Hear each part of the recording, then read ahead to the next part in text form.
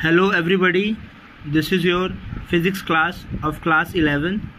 Now at this time we are going to deal with our fourth lecture in which here we are going to explain a chart through which all the four fundamental forces are compared with their different properties.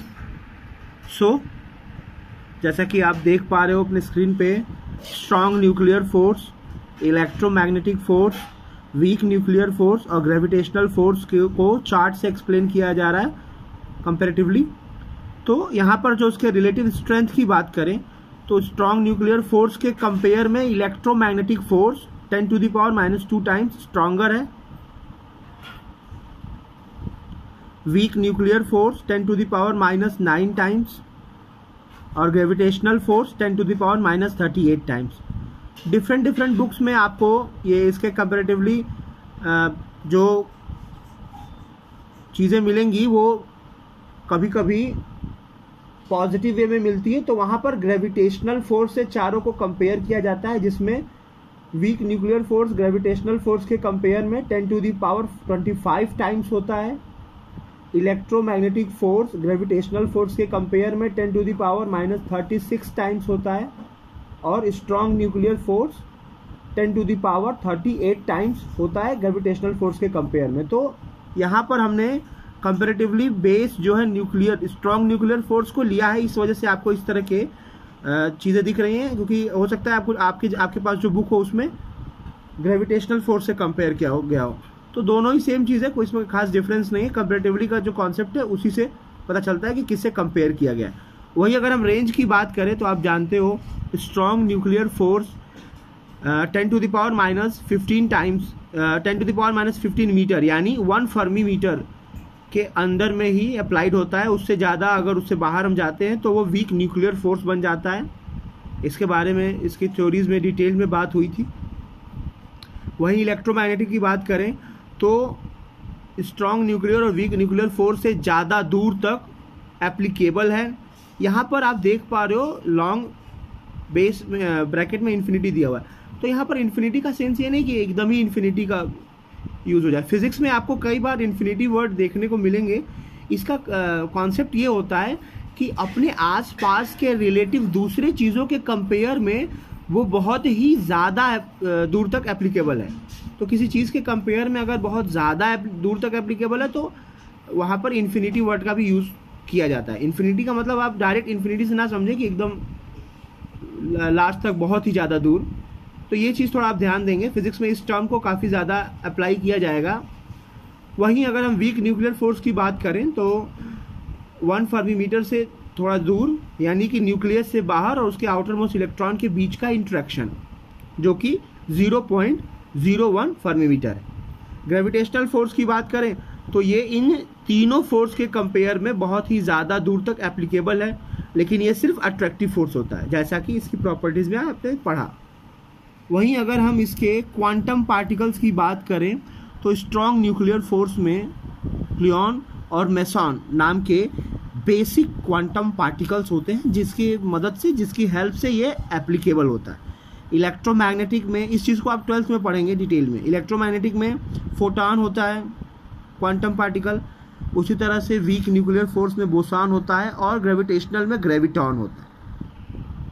इसके operational area कहाँ पर ये applicable है, किस जगह पे applicable है उसकी बात करें तो स्ट्रॉन्ग न्यूक्लियर फोर्स क्वार्क्स वगैरह पे एप्लीकेबल होता है। क्वार्क्स को डेवलप करता है, न्यूक्लियॉन्स को स्टेबिलिटी प्रदान करता है, यानी प्रोटॉन न्यूट्रॉन को न्यूक्लियस के अंदर रहने में मदद करता है। वहीं इलेक्ट्रोमैग्नेटिक फोर्स चार्ज पार्टिकल्स पे काम करता है, एप्लीकेबल है। Weak nuclear force elementary particle पे काम करता है, यानी इलेक्ट्रॉन का न्यूक्लियस के साथ अट्रैक्शन। और gravitational force all object in the universe के सारे ऑब्जेक्ट पे एप्लीकेबल है, ताकि एक खाली स्पेस में बिना किसी धागे बिना किसी सहारे के वो चीज़ों को एक स्टेबिलिटी प्रदान कर सके, एक स्थिरता मिले। वहीं अगर हम इसके रोल की बात करें यूनिवर्स में तो आप देख रहे होंगे स्ट्रॉन्ग न्यूक्लियर फोर्स, जैसा कि मैंने बताया, क्वार्क्स को डेवलप करता है, बनाने में मदद करता है। क्वार्क्स क्या हैं तो क्वार्क्स आप 12th में बहुत ही डिटेल में पढ़ेंगे। इलेक्ट्रॉन, प्रोटॉन, न्यूट्रॉन इसी से डेवलप होता है और इलेक्ट्रॉन के जस्ट 1/3 मास के बराबर इसका मास होता है, ±1/3 ±2/3 के कंपेयर में। और जो इसका पूरा कॉन्सेप्ट है, ये इसका रेस्ट मास 0 होता है, ये एग्जिस्ट नहीं करता रेस्ट मास में। तो इसे आप 12th में बहुत डिटेल में पढ़ेंगे।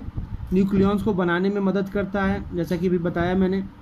वहीं अगर इलेक्ट्रोमैग्नेटिक की बात करें तो ये एटम्स के, मॉलिक्यूल्स के, सॉलिड्स के, लिक्विड्स के स्ट्रक्चर को डिटरमाइन करने में मदद करता है। वीक न्यूक्लियर फोर्स की बात करें तो ये भी डिफरेंट न्यूट्रिनो या उसके न्यूक्लियस का जो कंपोजिशन है उसको एक्सप्लेन करने में मदद करता है। ग्रेविटेशनल की बात करें तो प्लैनेट्स, स्टार, गैलेक्सी को असेंबल करने में, मैटर को और एक स्टेबिलिटी देने में मदद करता है, जैसा कि अभी आपको मैंने बताया। वहीं अगर हम यूनिफिकेशन फोर्स की बात करें तो ये भी बहुत इंपॉर्टेंट है। यूनिफिकेशन ऑफ फोर्सेस जानना भी बहुत ज़रूरी है। जैसा कि पहला आप देख रहे हो न्यूटन्स के जो लॉज हैं, आप जानते हो न्यूटन्स के पहले और दूसरे लॉ इनके खुद के नहीं हैं, इनका सिर्फ थर्ड लॉ है। तो ये जो शुरू के पहले 2 लॉ हैं, ये किसी और के लॉज को प्रैक्टिकली वेरीफाई करके इन्होंने प्रूफ किया और अपने लॉज के रूप में दिया। तो यहाँ पर ये प्रैक्टिकली वेरिफिकेशन का मतलब यूनिफिकेशन से, यूनिफाइड करने से है। यानी पहले वो टेरेस्ट्रियल यानी जमीन से संबंधित लॉ थे, जिसको बाद में उन्होंने एस्ट्रोनॉमिकल या सेलेस्टियल, धरती से बाहर की चीज़ों की बात करते हैं, उस चीज़ों के साथ उस लॉ को एप्लीकेबल बनाया और दोनों को मर्ज करके टेरेस्ट्रियल और एस्ट्रोनॉमिकल ग्रेविटेशन के कॉन्सेप्ट में अपने लॉज को वेरीफाइड किया। तो यहाँ पर जो ग्रेविटेशनल लॉ है वो क्या कहलाएगा? यूनिफाइड लॉ कहलाएगा न्यूटन्स का। वहीं अगर हम बात करें दूसरे डिफरेंट लॉज के तो ऑरेस्टेड, माइकल फैराडे वगैरह के डिमॉन्स्ट्रेशंस के थ्रू आपने आगे 12th में आप इस चीज़ को पढ़ेंगे। इलेक्ट्रोमैग्नेटिक इंट्रैक्शन और मैग्नेटिक इंट्रैक्शंस को एक साथ सबमर्ज करके इन्होंने उसे इलेक्ट्रोमैग्नेटिक इंट्रैक्शन का नाम दिया, जिसे बाद में मैक्सवेल ने इनके साथ मिलके यूनिफाइड किया। तो ये भी यूनिफिकेशन का एक इम्पॉर्टेंट कॉन्सेप्ट है। वहीं अगर हम आगे बात करें 1920 में आइंस्टाइन का, जिन्होंने वीक न्यूक्लियर फोर्स और इलेक्ट्रोमैग्नेटिक फोर्स को सबमर्ज करके एक यूनिफाइड फोर्स की कल्पना की, जिसे इलेक्ट्रो वीक इंट्रैक्शन कहते हैं। हालांकि ये कर नहीं पाए। इनकी जगह पे पाकिस्तान के साइंटिस्ट अब्दुल सलाम और ग्लेशो और वेनबर्ग नाम के 3 डिफरेंट साइंटिस्टों ने इस चीज़ को आगे चल के प्रूफ किया, जिसके लिए इस यूनिफिकेशन के लिए यानी वीक न्यूक्लियर फोर्स और इस तरह की इलेक्ट्रोमैग्नेटिक फोर्स को यूनिफाइड करने के लिए अब्दुल सलाम को नोबेल प्राइज़ से भी सम्मानित किया गया। तो पाकिस्तान के पहले हैं जिन्होंने नोबेल प्राइज़ पाया था। वहीं अगले कॉन्सेप्ट्स पे अगर हम बात करें तो और भी 2-3 यूनिफिकेशन मिलते हैं। तो ये 2 या जो 3-4 मैंने आपको बताया, इस चीज़ को आप नोट्स ज़रूर बनाइएगा, इस पर क्वेश्चंस पॉइंट आउट किए जाते हैं। वहीं अगर हम कंजर्वेटिव फोर्स की बात करें, कंजर्वेटिव लॉ की बात करें तो कंजर्वेशन का जो कॉन्सेप्ट है यहाँ पर आप देख पा रहे होंगे, conservative laws, nature of physicals law. तो वो सारी फिजिकल क्वांटिटी जो हमेशा अनचेंज्ड होती है, those physical quantity which remain unchanged in a physical process are called conserved quantity. और इन्हीं को गवर्न करने के लिए 5 डिफरेंट लॉज दिए गए। देखिए सबसे इम्पॉर्टेंट चीज़ क्या है कि कंजर्वेशन का कॉन्सेप्ट कंजर्वेटिव फोर्स से लिया गया है। कंजर्वेटिव फोर्स आप फोर्स वाले चैप्टर में डिटेल में पढ़ेंगे। यहाँ पर आप इतना जानें कि कंजर्वेटिव फोर्स और नॉन कंजर्वेटिव फोर्स के एप्लीकेशन से बहुत सारी वेरिएशन सामने आती है।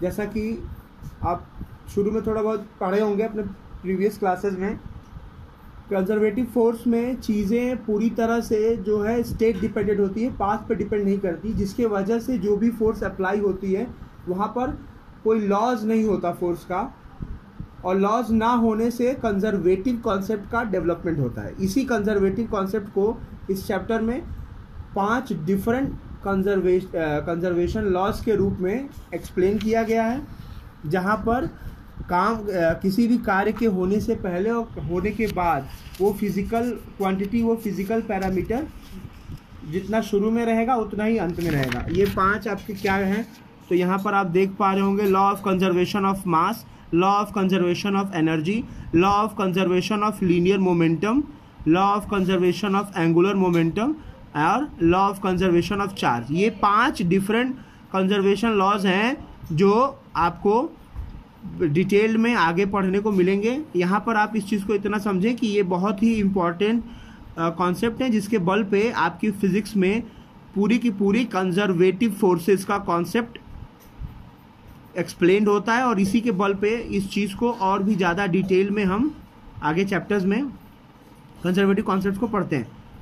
तो ये 5 कंजर्वेशंस जो कि इस चैप्टर का आखिरी इम्पॉर्टेंट टॉपिक था, यहाँ पर ये पहला हमारा इम्पॉर्टेंट चैप्टर ख़त्म होता है। नेक्स्ट से हम लोग अपने दूसरे चैप्टर को स्टार्ट करेंगे। Thank you.